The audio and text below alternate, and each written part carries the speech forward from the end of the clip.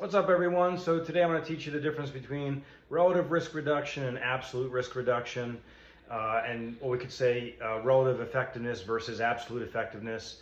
So a lot of people wanted to argue with me talking about Pfizer vaccine and the effectiveness because they keep claiming 95%, 95%. Well, I read their study that they published with their numbers, and I did the calculations. And the relative reduction was 95.4%, okay, the relative risk reduction. And the absolute risk reduction was 0.84%, okay, from baseline. Now, what that means is this. Let me give you an example to help you understand this. They did a study a while back, and they had two groups focusing on weight loss, okay?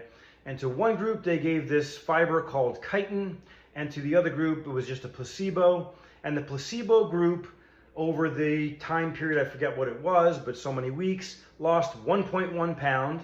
That's the control group, okay, that was just getting a placebo pill. And the other group that was receiving the chitin pill, lost 2.2 pounds. Now, if you don't look at the numbers in the study, here's what was advertised.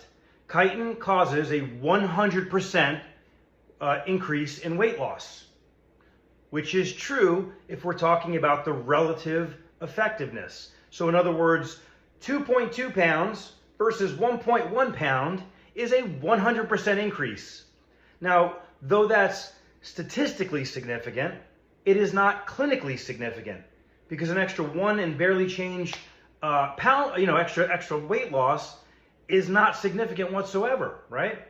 So when we're talking about the vaccine being 95% effective, so what you're saying here, what we're really saying is this: when you look at the numbers and make the calculations, and anybody can verify this, and I'd put this up against any epidemiologist because this is in their data. I didn't make these numbers up. If you calculate it, the risk, so if someone did not get the COVID vaccine, their risk of getting COVID was 0.88%, okay? So less than 1%. And if you got the Pfizer vaccine, this is according to their study, again, the group that they had in the study, which I think was like 38,000 people.